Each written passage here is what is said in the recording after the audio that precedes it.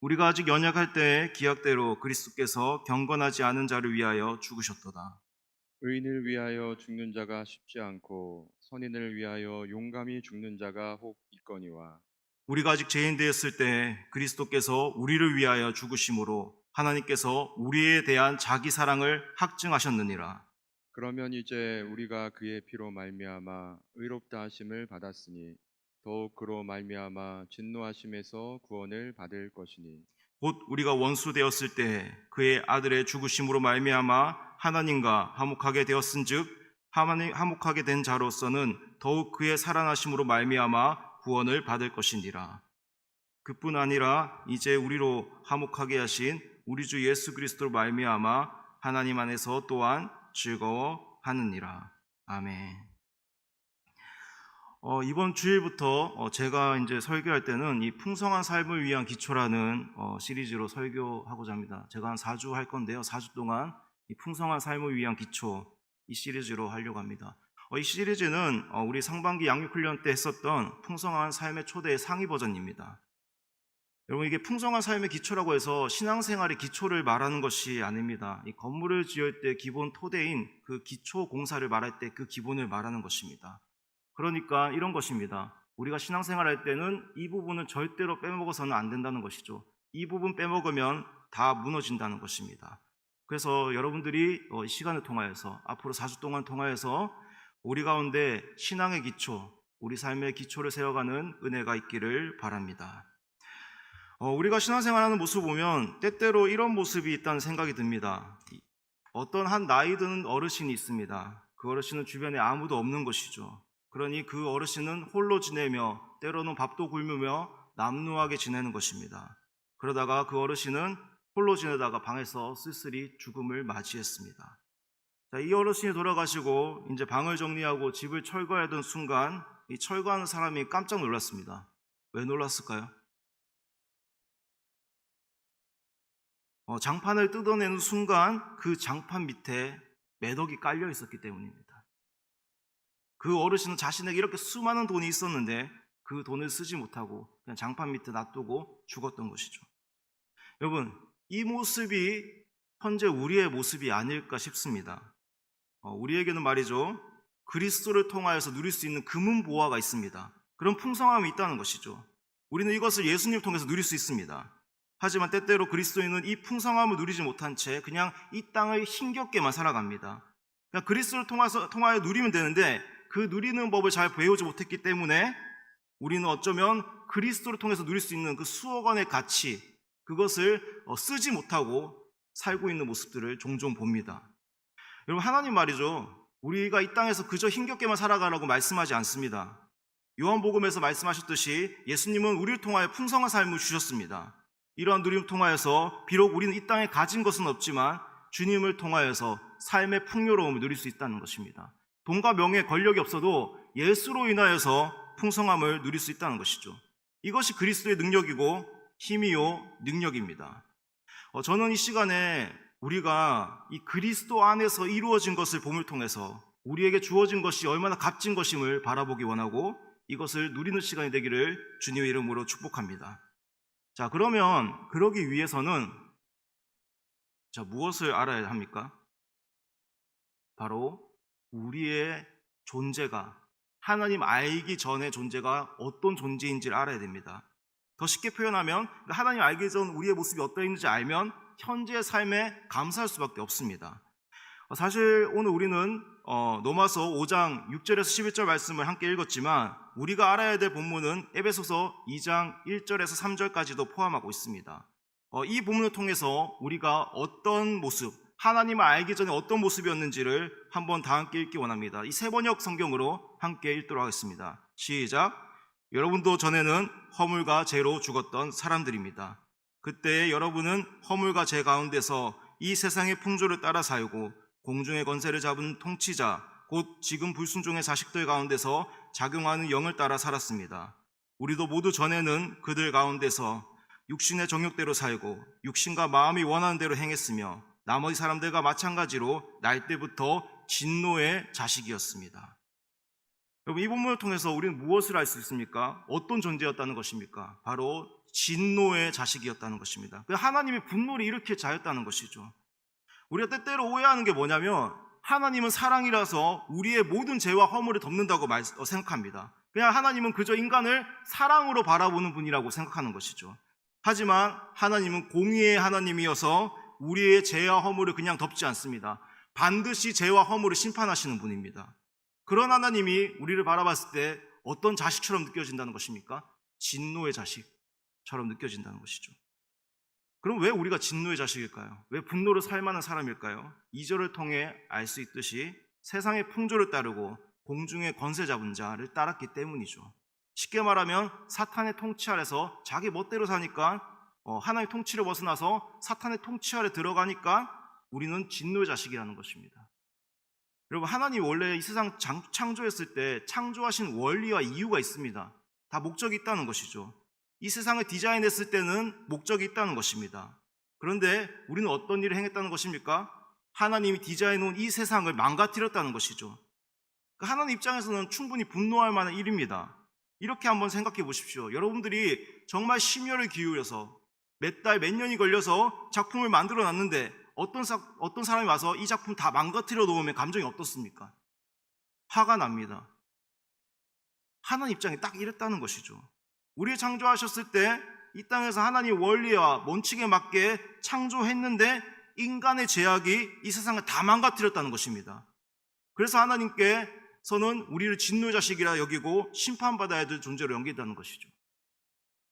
우리에게는 자기중심성이라는 게 있습니다. 자기 뜻대로 하려는 경향, 자기 뜻대로 되지 않으면 화가 나는 감정이 있죠. 그래서 누군가 내 말을 무시하고 자기 멋대로 할 때 우리는 화가 납니다. 왜 그런 줄 아세요? 다 자기중심성이 있기 때문입니다.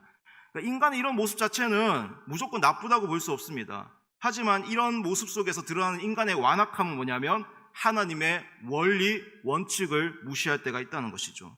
하나님의 통치 범위를 벗어나서 내 멋대로 하는 경향을 키운다는 것입니다. 그러니 우리는 심판을 받는다는 것이죠. 그러니까 어찌 보면 심판은 당연한 원리입니다. 결과입니다. 이렇게 한번 생각해 보시죠. 어떤 어린애가 난 슈퍼맨이 되고 싶어. 난 진짜 슈퍼맨이 될 거야. 이러면서 높은 언덕에 가서 난다고 생각을 해보십시오. 그 어린애 어떻게 되겠습니까? 떨어져 다칩니다. 이 세계에는 이 세상에 중력의 법칙이 있죠. 위에서 아래로 떨어지는 원리가 있습니다. 이걸 인간 자체가 스스로 거스르며 나아갈 수가 없다는 것이죠. 물론 현대 과학기술로는 거스르며 나아갈 수 있겠지만 이 어린애는 스스로가 이 원칙을 거스를 수는 없는 것입니다. 자, 그런데 이 어린애가 만약 지금 조금 더 낮은 곳에서 슈퍼맨 놀이 했다가 이제 더 높은 곳에 슈퍼맨 놀이 했다가 아주 높은 곳에 슈퍼맨 놀이를 했다고 한번 생각해 보십시오. 그럼 어떤 일이 일어납니까? 초반에는 조금 덜 다치겠죠. 근데 높은 곳에 올라가면 올라갈수록 크게 다칩니다. 이 모습이 딱 인간의 모습입니다. 하나님이 정해놓으신 원리 원칙을 어기는 건 조금은 괜찮습니다. 어기면 어길수록 그에게는 더 큰 심판이 다가올 것입니다. 대가는 자기가 받는 것이죠. 그래서 우리가 죽어서 천국, 죽어서 지옥이라는 말을 하는데 사실 심판은 현재적으로도 계속 일어나는 것입니다. 지금 약간 덜할 뿐이죠. 인간 스스로가 이 땅에서 주인이 되어 하나의 원리 원칙을 어기면 그 사람은 현재적으로 심판을 받고 있다는 것입니다. 그래서 사람들이 종종 하는 표현이 있죠. 이 땅이 천국 같아. 이 땅이 지옥 같아. 이게 사실입니다. 우리는 지옥같이 살다가 죽을 때 지옥을 경험하는 것이고요. 어떤 사람은 천국처럼 살다가 천국을 경험하는 것입니다. 이 삶이 지속적으로 이어진다는 것이죠. 자, 그런 하나님이 우리를 바라봤을 때 감정이 어떨까요? 이사야서 59장 2절입니다. 이 부분 한번 세 번역으로 다 함께 한번 읽어보도록 하겠습니다. 시작. 오직 너희 죄악이 너희와 너희 하나님 사이를 갈라놓았고 너희의 죄 때문에 주님께서는 너희에게서 얼굴을 돌리셔서 너희 말을 듣지 않으실 뿐이다. 자, 이 본문을 통해서 본 하나님의 모습은 어떻습니까? 일단 하나님과 우리의 관계가 깨졌다는 것입니다. 그리고 관계가 깨졌으니까 하나님 우리에게 얼굴을 돌리셨고 우리의 말을 듣지 않으신다는 것입니다. 여러분, 죄라는 게 단지 하나님의 말씀 어겼다 이런 것이 아닙니다. 죄는 자기중심성입니다. 좋게 말하면 자기중심성이고 나쁘게 말하면 자기 멋대로 하는 것입니다. 인간은 자기 멋대로 자기 인생의 주인이 되어서 살아가는 것이죠. 모든 이들이 다 그렇습니다. 자기 뜻대로 살고 싶은 것이죠. 좋게 말하면 자아를 확장시키는 것이고 나쁘게 말하면 자기 멋대로 사는 것입니다. 이렇게 자기 멋대로 살아가니까 누굴 무시하게 되는 거죠? 하나님을 무시하게 되는 것입니다. 원리 원칙을 다 어기면 사는 것입니다. 그러니까 하나님 어떻습니까? 얼굴을 돌리는 것이죠. 여러분 결혼 생활을 지금 하고 계셔서 알겠지만 이 가까운 사이가 얼굴을 돌리고 산다는 건 굉장히 불편합니다. 그러니까 생판 모르는 사람이라면 괜찮습니다. 무시하면 되는데 정말 친밀하게 여겼던 이가 얼굴을 돌리며 산다면 진짜 불편합니다. 부부 사이에서 싸울 때 얼굴 안 볼 때 어떻습니까? 기분이 좋습니까? 아니죠. 불편하죠. 이 관계 풀어야 되는데 이런 마음이 든다는 것이죠. 내가 정말 사랑했던 사람, 정말 그 사람으로부터 얼굴을 외면받을 때는 마음이 힘들다는 것입니다. 하나님과 우리의 관계가 이렇다는 것입니다. 우리의 자기중심성으로 인해 하나님 우리의 얼굴을 외면하셨고 결국 인간의 마음은 어떤 마음이 됐죠? 텅텅 빈 상태가 되었다는 것입니다. 여러분 인간은 말이죠, 창조될 때부터 하나님으로부터 채울 수 있는 영적 영역이 있습니다. 이 영역을 하나님으로부터 채울 수가 있다는 것이죠. 근데 이 영역을 인간들이 채우지 못하니까, 하나님으로부터 채우지 못하니까 삶의 모조품으로 채우곤 합니다. 어떤 이들은 돈으로, 어떤 이들은 성적 쾌락으로, 어떤 이들은 권력으로, 어떤 이들은 자기 자아를 극대화함으로 내가 높은 존재가 되고 내가 나를 찾으면 뭔가 될 것이라고 생각하고 나아가는 것이죠. 그런데 채워지지 않습니다. 한번 보십시오. 세상에서 모든 걸 다 누린 자가 공허함을 왜 느끼겠습니까? 모든 걸 다 가진 자가 공허함을 왜 느끼겠습니까? 우리는 이것을 누리기 위해, 경험하기 위해 살아가지만 이걸 경험하면서 살아가면 이렇게 말하는 것입니다. 헛되고 헛되니 모든 것이 헛되도다. 다만 우리는 이것을 현재 충분히 경험해보지 못했기 때문에 이것으로 내가 충분해지면 좋아질 것이라는 환상을 가지고 살아가는 것이죠. 뭔가 돈을 많이 가지면 내가 있어 보일 것 같고 권력을 쟁취하면 내가 있어 보일 것 같다는 생각을 가지는 것입니다. 그런 세상 사람들 보면, 또 우리의 모습을 보면 말이죠, 남들 하는 거 다 따라하고 남들처럼 살면 행복해질 것이라고 착각 아닌 착각을 하며 사는 것이죠. 그렇게 살면 행복해질 것이라고 생각하면서 꿈꾸면서 나아간다는 것입니다. 여러분 현재 삶의 공허함을 느끼고 계신 분들 계십니까? 내 삶을 무엇을 채우려고 하는데 채워지지 않는 분이 계십니까? 왜 그런 줄 아십니까? 하나님과의 관계가 깨져서 그럽니다. 내가 전에 하나님 관계를 맺었지만 현재 내 안에 자기중심성으로 인해 내 뜻대로 살려고 하다 보니까 어찌 보면 내가 하나님의 얼굴을 외면하고 또 하나님도 우리의 얼굴을 외면하고 있는 건 아닐까요? 저는 현재 여러분이 예배를 드리고 또 신앙생활을 하고 나아가고 있지만 만약에 이 예배 가운데 기쁨이 없다면, 신앙생활하는 가운데 정말 기쁨이 없다면, 전혀 기쁨이 되지 않는다면 그건 교회 문제도 아닙니다. 예배 문제도 아닙니다. 설교자의 문제도 아닙니다. 우리는 굉장히 환상적인 마음을 가집니다. 이 좋은 교회에 가면, 좋은 예배에 가면, 좋은 설교자가 오면 내가 충만해질 것이라는 환상을 가지는 것이죠. 물론 이 요소들이 여러분들에게 만족을 줄 것입니다. 하지만 그 기쁨은 잠깐 이어지다가 맙니다. 좋은 설교자가 설교했을 때 여러분 은혜 받았지만 어땠습니까? 여러분 삶에 그리스도로 충만해지지 않으면요, 순간입니다. 원래 상태로 돌아간다는 것이죠. 왜 그런 줄 아십니까? 삶의 근본적인 문제를 해결하지 않았기 때문이죠. 외적 요소만 바꾸려고 하니까, 내적 요소가 문제인데 외적 요소만 바꾸려고 하니까 근본적으로 문제 해결이 되지 않는다는 것입니다. 그런 분들에게 필요한 건 뭡니까? 교회를 바꾸는 것이 아닙니다. 예배를 바꾸는 것이 아닙니다. 설교자를 바꾸는 것이 아닙니다. 나를 바꿔야 됩니다. 내가 변하지 않았기 때문에 우리는 외적 요소에 불만을 가지는 것이죠. 겉만 계속 평가하는 것입니다. 이래서 이렇다, 저래서 저렇다. 내가 바뀌면 주변이 달라 보일 텐데 이걸 모른다는 것이죠. 여러분 관점을 바꿔보십시오. 주변이 새로워질 것입니다. 여러분 하나님은 우리의 액세서리가 아닙니다. 액세서리가 아닙니다. 하나님은 우리의 인생의 본질입니다. 하나님의 액세서리처럼 있어도 그만, 없어도 그만이 아니라는 것이죠. 목걸이처럼 빼도 그만, 껴도 그만이 아닙니다. 하나님은 우리의 인생에 없어서는 안 될 뿐입니다. 이걸 아셔야지 내 인생에 하나님 부재할 때 하나님께 나아갈 수가 있고 내 인생에 문제가 있을 때 하나님 찾을 수가 있습니다. 하나님의 액세서리를 여기시는 분들은 하나님께 나아가지 않습니다. 다른 거 붙들죠. 저는 여러분들이 하나님이 인생이 되기를 주님의 이름으로 축복합니다. 여러분 우리가 아까 들었듯이 하나님 알기 전에 우리의 모습은 진노의 자식이었습니다. 진노의 자식. 하나님으로부터 얼굴을 외면받는 존재였다는 것이죠. 우리가 이 부분 절감해야 됩니다. 내가 전에는 하나님의 얼굴을 외면받는 존재였구나. 난 진짜 심판받아야 될 존재였구나. 이걸 절감해야지 이제 예수 그리스도 안에서 새로운 관계를 이야기할 수 있습니다.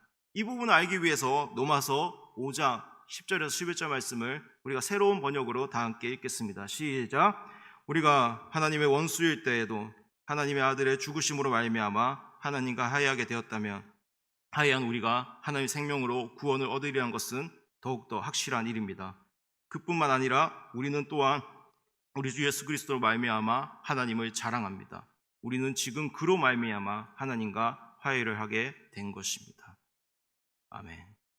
아까 우리가 본 에베소서에서는 우리를 진노의 자식이라 표현했고요. 로마서에는 하나님과의 원수 관계라고 표현하고 있습니다. 그러니까 하나님 잘못해서 원수 관계가 된 게 아니라 우리 인간 스스로가 그 길을 택한 것입니다. 스스로 원수 되기를 자청했다는 것이죠. 이걸 아셔야 됩니다. 여러분, 우리는 하나님과 원수 관계였다는 것이죠. 그래야지 하나님과의 친밀감을 누린 현재가 얼마나 감사한 줄 알게 된다는 것이죠. 여러분, 전에 정말 여러분들이 친하게 지냈던 이가 있다고 생각해 보십시오. 근데 어떤 잘못으로 한순간에 관계가 확 틀어져 버렸습니다. 친한 친구가 원수가 됐던 것이죠. 그러다가 서로의 잘못을 인정하고 다시 화해를 하게 될 때 어떻습니까? 정말 기쁩니다. 여러분, 하나님과 우리의 관계가 바로 이런 관계죠. 하나님이 우리를 창조하셨을 때 이 땅의 작품으로 만드셨고 하나님의 영광을 비춘 존재로 세우셨습니다. 그 가운데서 하나님과 온전한 친밀함을 누렸던 자였죠. 그러다가 인간이 죄를 짓고 하나님 떠난 것입니다. 그 결과 하나님의 얼굴을 마주하지 않고 원수 관계가 되어버린 것이죠. 그러다가 인생의 한계를 경험하게 될 때, 인생을 홀로 경험하는 것의 한계를 느낄 때, 그때 비로소 내가 내 인생 주인 삼았다는 것을 깨닫고 돌아온 탕자처럼 하나님 아버지 품에 안기는 것입니다. 세상 고초 다 겪고 그분의 품에 안길 때 그 따뜻함은 말로 형용할 수가 없다는 것이죠. 여러분, 사람은 말이죠, 자신에게 주어진 것이 내 손아귀에서 사라질 때 그것에 대한 소중함을 알고 그걸 되찾을 때 기쁨이 큰 것입니다. 우리에게 구원의 기쁨이 왜 클 수밖에 없는 이유가 무엇인 줄 아십니까? 하나님과 처음 느꼈던, 어찌 보면 우리가 한 번도 느껴보지 못했던, 그렇지만 느끼고 싶었던 그 귀중함을 나의 인생에서 되찾았기 때문입니다. 그래서 우리가 구원받았을 때 기쁨이 큰 것입니다. 우리는 이걸 알아야 되는 것입니다. 내가 정말 찾고 싶었던 것, 내가 전에 진짜 우리가 창조 때 누렸던 그 기쁨을 우리가 다시 되찾은 것이죠. 이렇게 원수관계가 회복된 우리는 어떤 마음을 가지고 주님께 나아갈 수 있습니까? 히브리서 10장 18절 19절 말씀을 다 함께 한번 읽어보도록 하겠습니다. 시작. 죄와 불법이 용서되었으니 죄를 사한 제사가 더 이상 필요 없습니다. 그러므로 형제자매 여러분, 우린 예수의 피를 힘입어 담대하게 지성소로 들어가게 되었습니다. 아멘. 이 배경은 구약 시대를 배경으로 한 말씀입니다. 그 당시 이스라엘 백성들은 성소에 마음대로 나아갈 수가 없었죠. 그리고 성소 속에 있는 지성소는 1년에 딱 한 번 제사장이 들어갈 수 있었습니다. 아무리 대제사장이라 할지라도 이 지성소에는 마음대로 들어갈 수가 없다는 것이죠. 그러다가 죽임을 맞이할 수 있습니다.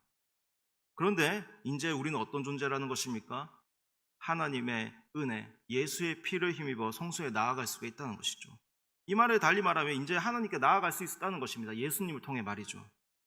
여러분, 우리가 기억해야 될 건 무엇입니까? 우리는 하나님께 나아갈 수 없는 존재였습니다. 나아가도 하나님 우리를 안 반겨주었습니다. 우리의 죄악으로 인해 말이죠. 우리의 죄악으로 인해 하나님 얼굴을 돌리셨다는 것입니다. 근데 예수님으로 말미암아 하나님 우리의 얼굴을 보게 되었고 우리도 하나님 얼굴을 보게 되었다는 것입니다. 그 결과 하나님께 나아갈 수가 있다는 것이죠. 우리가 기억해야 될 건 무엇이냐면, 내가 아무리 하나님께 나아가도 그 하나님이 나를 안 받아주면 아무런 소용이 없습니다. 우리는 뭔가 내가 하면 될 것 같은 존재처럼 여기죠. 근데 하나님이 나를 안 받아주면 내가 나아가도 아무런 소용이 없다는 것입니다. 우리가 그리스도께서 우리에게 은혜를 허락하셔서 하나님 나를 받아주셨기 때문에 우리의 나아감이 소용이 있다는 것이죠. 현재 내가 예배를 드릴 수 있는 것, 찬양을 할 수 있는 것, 기도를 할 수 있는 것, 다 하나님이 우리를 받아주셨기 때문에 가능한 것입니다. 하나님이 안 받아주면 우린 종교 행위는 할 수 있을지 모르나 하나님 앞에 예배 행위는 되지 않을 것입니다. 우리는 감사해야 되는 것입니다. 예배할 때마다, 찬양할 때마다, 기도할 때마다 말이죠. 요한일서 4장 18절에는 이렇게 말씀하고 있습니다. 사랑에는 두려움이 없습니다. 완전한 사랑은 두려움을 내쫓습니다. 두려움은 징벌과 관련이 있습니다. 두려워하는 사람은 아직 사랑을 완성하지 못한 사람입니다. 여러분, 우리가 하나님 앞에 나아갔을 때 왜 두려움이 없는 줄 아십니까? 하나님의 사랑이 우리 안에 충만하기 때문입니다. 충분하기 때문이죠. 이제 우리는 그리스도 예수 안에서 그분의 사랑으로 인하여 두려워하지 않습니다. 그런데 우리가 만약 두려움이 있다면, 우리 삶에 두려움이 있다면 그건 아버지의 사랑이 내 안에 충만하지 않기 때문입니다. 여러분, 우리는 우리 안에 수많은 죄의식과 또 자기 비난을 하며 살아가는 모습들이 많습니다. 인간 자존감이 높아서 인간을 신격하며 자기 자신을 신격하며 나아가지만 때때로 우리는 이러한 목소리가 우리에게 들려옵니다. 내가 하는 게 다 그렇지. 그래, 너 그 정도 수준밖에 안 되라는 목소리가 내 안에 있다는 것이죠. 우리는 수많은 실패와 실수를 경험하게 될 때 우리 안에 이런 목소리가 있다는 것입니다. 일주일 동안 실패와 실수를 경험하다가 세상 속에서 세속하에 헤엄쳐다가 내가 지은 수많은 죄를 고백할 때 우리에게 이러한 모습이 보입니다. 하나님, 내가 약합니다. 내가 연약합니다. 그리고 우리는 이런 생각을 가집니다. 내가 나의 죄를 고백하지 않으면 하나님께 버림받을 것 같은 생각도 든다는 것이죠. 그때 하나님 우리에게 어떤 말씀을 할까요? 내가 내 죄의식 때문에 하나님 앞에 어쩌면 내가 나를 억눌릴 때 하나님 나한테 우리에게 어떤 말씀을 하실 것 같습니까? 내가 너를 용납했다. 내가 너를 사랑한다. 너는 내 자녀다. 그러니까 두려워하지 말라. 이렇게 얘기를 한다는 것이죠. 하나님 우리를 받아주시는 분입니다. 회개 기도를 해야지 나를 받아주시는 분이 아닙니다. 이걸 아셔야 됩니다. 그러니까 회개 기도하지 말라는 말이 아닙니다. 회개 기도는 필요합니다. 하지만 제가 이것을 이야기하는 궁극적 이유가 뭐냐면 내가 회개 기도를 해야지 하나님 나를 용납하고 받아주신다는 그런 말은 아니라는 것입니다. 그런 하나님은 아니라는 것이죠. 하나님 그리스도 예수 안에서 우리를 용납해 주셨고 받아주셨습니다. 하나님은 우리를 자녀로 생각한다는 것입니다. 그러니까 예수님으로 인해 우리를 자녀로 생각한다는 것입니다. 내가 무엇을 해야지 자녀가 되고 무엇을 하지 않으면 자녀가 되지 않는다는 그런 하나님이 아니라는 것이죠. 그러니까 우리 안에는 이러한 마음들이 얼마나 많은지 모릅니다. 저는 회개가 쓸모없다고 얘기하는 것이 아닙니다. 필요합니다. 그럼 회개가 무엇입니까? 회개는 하나님께 용서를 구하는 것에 그치는 것이 아니죠. 용서를 구하고 이제 하나님께 돌아서서 내가 과거에 저질렀던 행동을 다시 반복하지 않는 것이 회개입니다. 그래서 우리에게는 회개가 필요하다는 것이죠. 자녀로서 하나님 자녀로 살기 위해서 반복되는 죄를 짓지 않기 위해서. 저는 근데 우리 회개 기도 모습 속에서 후회의 모습이 많음을 봅니다. 내가 이렇게 살았던 거 후회하는 것이 일주일 동안 삶을 읊습니다. 하나님 내가 이렇게 살았고 이렇게 살았습니다. 하나님 잘못했습니다. 그리고 그 다음 주에 똑같은 죄를 반복하며 살아갑니다. 그런데 회개는 무엇입니까? 내가 이렇게 살면 안 되고 이제 하나님 뜻대로 살겠습니다 라고 말하고 그 다음날 행동을 바꾸는 것이 회개라는 것이죠. 그러니 이걸 기억하시기 바랍니다. 하나님은 말이죠, 그리스도 예수 안에서 용납된 우리를 있는 그대로 받아주시는 분입니다. 내가 무엇을 행해야, 무슨 조건에 이행해야 맞아야 우리를 받아주시는 분이 아니라는 것이죠. 이걸 아시는 것이 중요합니다. 자, 이렇게 예수님을 통해 용납된 우리는 이제 무엇을 누려야 됩니까? 한번 시편 131편 2절을 한번 다 함께 읽어보도록 하겠습니다. 시작. 오히려 내 마음은 고요하고 평온합니다. 젖된 아이가 어머니의 품에서 안겨있듯이 내 영혼도 젖된 아이와 같습니다. 여러분, 여기서 젖된 아이라는 것은 그냥 갓난아이, 엄마의 품에 안겨있는 갓난아이를 말하는 것이 아닙니다. 젖을 떼고 이제 이유식을 먹는, 이제 젖을 먹어도 되지 않는 아이를 말하는 것입니다. 자, 그러면 왜 젖된 아이라고 표현했을까요? 이 젖을 먹는 아이들은 아직 애착 관계가 형성되지 않아서 이 배고프면 무조건 울죠. 이 엄마가 나를 굶겨 죽이겠구나 하면서 밥 달라고 앙앙 웁니다. 왜냐하면 아직 애착 관계가 형성되지 않았기 때문입니다. 자, 그러면 애착 관계가 형성되어 있을 때는 어떻습니까?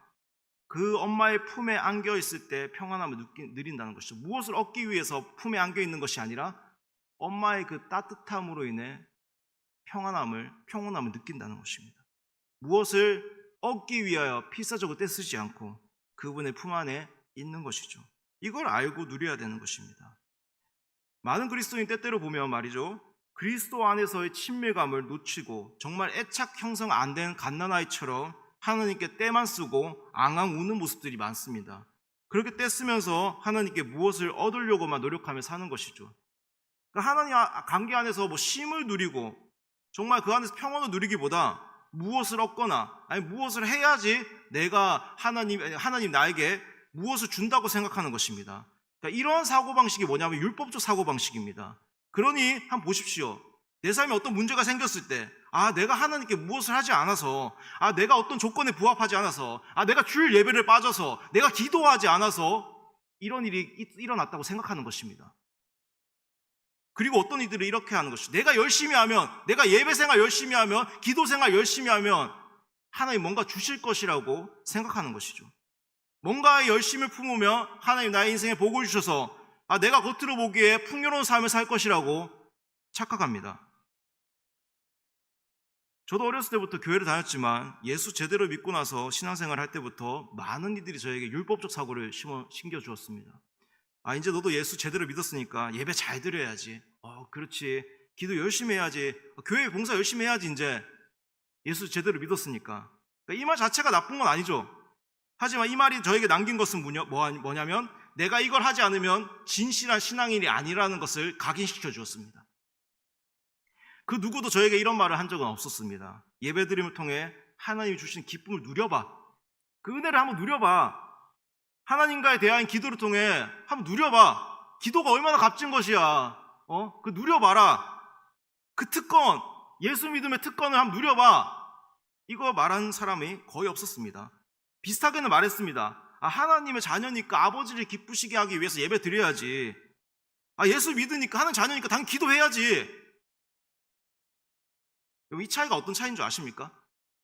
앞의 말은 내가 누리는 것을 가르쳐주는 말이고요.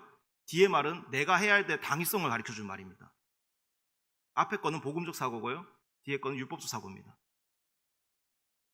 여러분 왜 신앙생활이 힘든 줄 아십니까? 여러분 왜 신앙생활이 힘들까요? 왜 예수 믿고 사는 게 왜 힘들까요? 그러니까 무엇을 해야지 내가 직분자니까 이 정도까지 해야지라는 사고방식 때문에 힘든 것입니다. 내가 장로니까, 내가 권사니까, 내가 집사니까, 내가 목사니까 이 정도까지 해야지라는 마음 때문에 힘든다는 것이죠. 여러분 하나님 우리에게 율법을 주지 않았습니다. 하나님 우리에게 복음을 주셨습니다. 하나님 우리를 속박되게 하지 않았습니다. 우리를 자유하게 했습니다. 저는 여러분들 이러한 것들을 누렸으면 좋겠습니다. 내가 어떤 존재니까 이걸 해야지가 아니라 그냥 내가 가진 그 특권을 가지고 한번 누리고 사십시오. 풍성한 삶을 한번 누려보십시오. 예배는 신자가 드려야 되는 당위성이 아닙니다. 예배를 통해 주시는 친밀감을 누리라고 예배를 허락하신 것입니다. 기도를 통해서 우리 하나님과 친밀감을 누릴 수 있다는 것이죠. 은혜를 받을 수가 있고 정말 누릴 수가 있다는 것입니다. 어머니 품 안에서 느꼈던 그 친밀감, 그것을 느껴야 된다는 것이죠. 여러분 친밀감 느끼십니까? 한번 묻고 싶습니다. 예배 가운데 그 친밀감이 느껴지십니까? 따뜻함 느껴지십니까? 기도할 때 따뜻함이 느껴지십니까? 여러분 신앙생활 오래 하다 보면 이걸 잊고 살 때가 너무 많아요. 그러니까 기도할 때 정말 기쁘면요 기도합니다. 예배할 때 기쁘면요 예배 드립니다. 누가 해라고 하지 않아도 합니다. 왜냐하면 그걸 통해서 누릴 수 있는 것들이 수만 가지가 있으니까. 나오지 말라고 해도 나옵니다.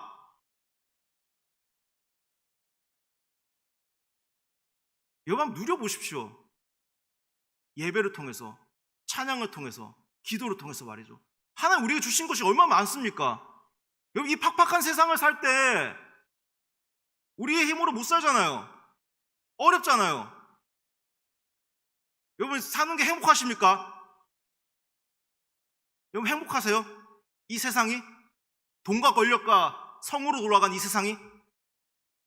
전혀 행복하지 않아요. 그들은 착각하죠. 돈이 있으면 권력이 있으면 성으로 충만함을 누릴 수 있다고 착각 아닌 착각을 합니다. 그것은 일시적 만족입니다. 우리에게는 그 누구도 누릴 수 없는 특권이 우리 안에 있다는 것입니다. 그게 바로 예수 안에서 누릴 수 있는 우리에게 주신 하나님의 특권입니다. 뭘 해야지가 아닙니다. 누려보십시오. 예배를 통해서, 찬양을 통해서, 기도를 통해 누려보십시오. 억지로 나와서 기도하지 마시고 기도를 통해서 누릴 수 있는 것을 누려보십시오. 예배를 통해서 누릴 수 있는 걸 누려보십시오. 우리는 우리 안에 율법적 사고가 엄청 많습니다. 저 이거 없애는데 한 7년 걸렸어요. 이거 알고. 왜냐하면 내 안에 계속 율법적 사고가 있거든요. 아, 내 목사니까 이거 해야지. 아, 내 목사니까 이 정도 수준이니까 이거 해야지라는 접근법으로 너무 많이 살았습니다. 누군가 보니까, 누군가 나 이렇게 바라보니까 이렇게 살아야지.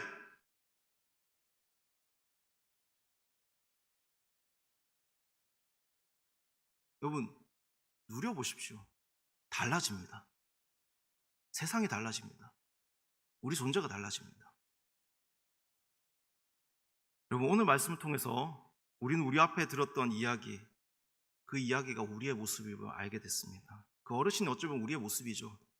하나님의 자녀란 그 특권, 정말 그 수많은 수억 원의 가치가 있음에도 불구하고 장판을 드러내서 그것을 사용하지 못하는 모습이 우리 안에 있다는 것이죠. 수많은 율법적 사고들이 우리를 옥죄입니다. 내가 무엇을 해야지. 예쁨 받는 그런 존재로 생각하며 사는 것이죠. 저는 우리가 정말 우리 안에 수많은 금은보화가 숨겨져 있음을 알고 보기 원합니다. 우리 장판을 드러내고 사용하면 되는 것입니다. 무언가 얻어내는 것이 아닌데 이미 우리에게 주어졌습니다. 그걸 사용하면 되는 것입니다. 나이 많은 어르신이 그 돈을 사용했으면 그 삶은 풍요로웠을 것입니다. 돈을 쓸 줄 몰라서 돈을 사용하지 않았던 것이죠. 우리도 마찬가지죠. 우리 이미 주어진 것이 있는데 어찌 보면 우리는 무언가를 얻기 위해 살지 않았습니까? 관계 속에서 그 하나님과의 새로운 관계 속에 누릴 수 있는 친밀감이 있음에도 불구하고 뭔가를 얻기 위해 살진 않았습니까? 그래서 내 삶이 힘들었던 건 아닐까요? 계속 얻으려고 사니까 세상도 그렇게 말하죠. 네가 노력해라. 네가 노력하면 무엇을 얻을 것이다. 이런 메시지만 던지니까 우리도 우리 예배드리면서 계속 이런 메시지가 우리 안에 남는 것이죠.